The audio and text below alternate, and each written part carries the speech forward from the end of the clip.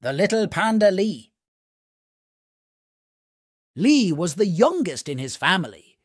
He had two older brothers, Tian and Han, who thought they were stronger and more beautiful than Lee. They had trouble relating to their little brother. They were always competing in games to see who was stronger, but Lee was not allowed to join them. Lee also looked a little different than his siblings. His right ear was longer than his left, and it often fell into his face when he was running, making it so that he couldn't see anything out of his right eye. Most pandas have small ears that stand upright on their heads. The others often made fun of Lee. They called him floppy ear, or one eye. This made Lee sad. His parents tried to comfort him by telling him that he was special. They always said they loved him as much as his brothers, but as nice as it was to hear, it didn't comfort Lee for long. Somehow, he always felt that all the other panda bears were watching him.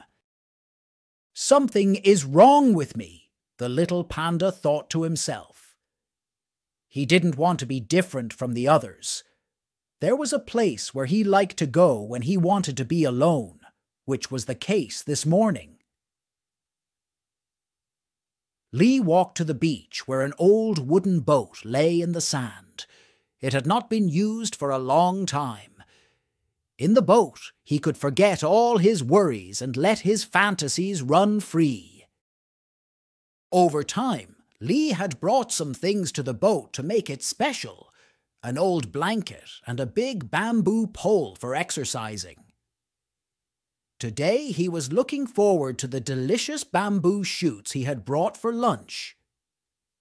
After playing and exercising in the sand, he crawled into the boat and ate the goodies he had brought. He was exhausted, and his belly was so full that he fell asleep. This had never happened before. Suddenly, a strong wind began to blow, but the little panda didn't wake up. Big waves carried the boat from the beach and into the open sea, which raged as Lee floated within what now looked like tiny walnut shell. Lee woke up the next morning on a beach, drenched in sea and rainwater. In order to see, he threw his head back, keeping his long ear from blocking his view. Around him lay the bamboo pole and a few remaining broken boards from the boat. Everything looked so strange. Lee shook himself vigorously to check whether he was really awake or just dreaming, and to remove some of the water from his fur. There was no doubt about it. He was awake. "Oh dear!" he cried in despair. "How did I end up here?" There was no one around to answer as he stood alone on the sandy shore of an unfamiliar island. It was still raining heavily, so Lee sought shelter under a tree. When he was out of the rain, he realized that he was very hungry. At home, there would have been a delicious breakfast waiting for him right about now. Instead, he'd have to go in search of something edible in this strange place. Lee felt queasy. Suddenly, something rustled in the nearby bushes. A creature with a small head and long neck slowly began to emerge. "Is that a snake?" Lee thought, frightened. He remembered his parents' warnings about how some snakes are poisonous. But no, this had to be something else, because after the creature's long neck emerged from the bushes, next came a large shell. The creature moved rather slowly on 4 small feet.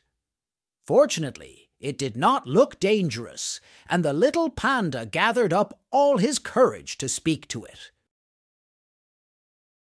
"Who are you?" he asked. "My name is Patricia, and I am the oldest turtle on this island.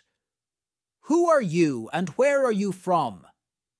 "I have never met anyone like you before," said the turtle. Lee told Patricia his whole story. He told her about his home and his family, and that sometimes he felt sad because he looked a little different from the other panda bears.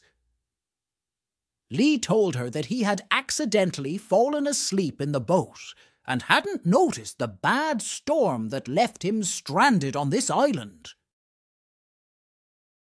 "How am I going to find my way back? I miss my family already," Lee sobbed in despair. The old turtle listened to Lee very carefully, then said, "I wouldn't have even noticed that you have a longer ear if you hadn't told me. I also have a very different pattern on my shell than my fellow turtles do. We all have things that make us each unique. Don't worry, I'll help you figure out a way to get back home." Loy calmed down a bit and nodded eagerly. Suddenly there was a lot of noise because a family of curious monkeys had surrounded the newcomer. They swung from one tree to another, screeching wildly and asking questions. The little panda didn't know which of their questions he should answer first. The monkeys were so loud that more and more animals gathered around to meet the new visitor. There was a tiger, 2 mighty elephants, a fox, a kangaroo, and a parrot with beautiful, colorful feathers. Even the furry capybaras popped their heads out of the water, but quickly dived back under the surface again when they heard the commotion. All the animals had lived on the island for a very long time and were very curious about Lee. Lee was overwhelmed. He was so exhausted from the journey and all the new impressions that his eyelids felt heavy, and he simply fell over. When he opened his eyes again, he was lying in a softly padded nest of grass.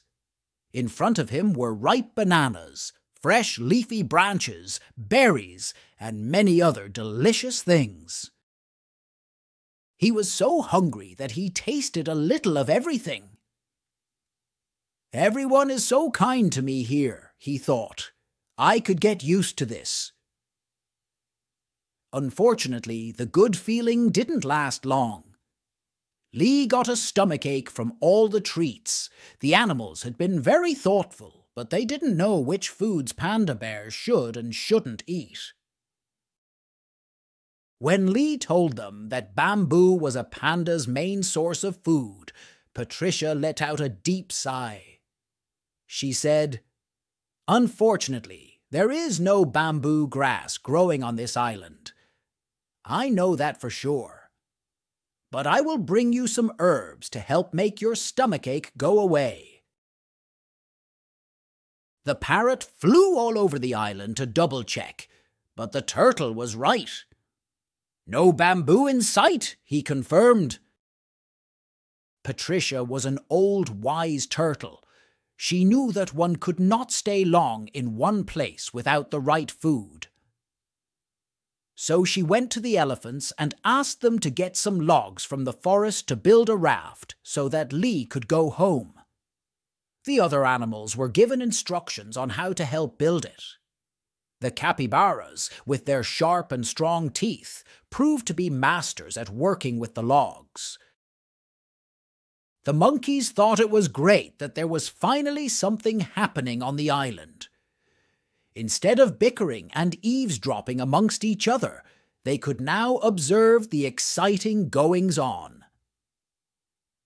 Everyone was busy assembling the raft as quickly as possible. Even the flamingo helped, although he usually did not like to get his feathers dirty. With everyone's help, and the raft was finished that same evening. The tiger checked the joint work, stood on the raft as a test, and said proudly, You could go around the whole world in this. Well done, friends! Everyone cheered.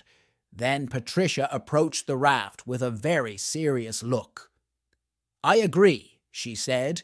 You've all done a great job, but the most difficult task is still ahead of us.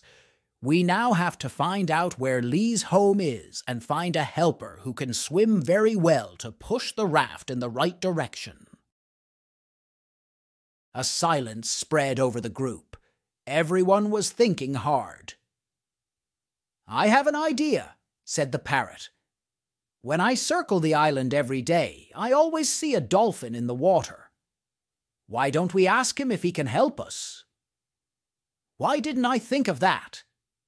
I must be getting old, Patricia muttered to herself. The dolphin is an old friend of mine.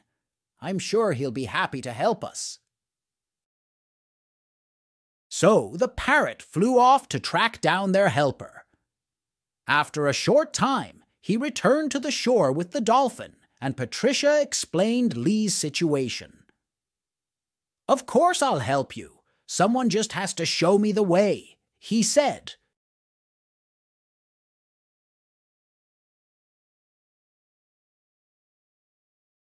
Thank you for listening, and don't forget to like and subscribe.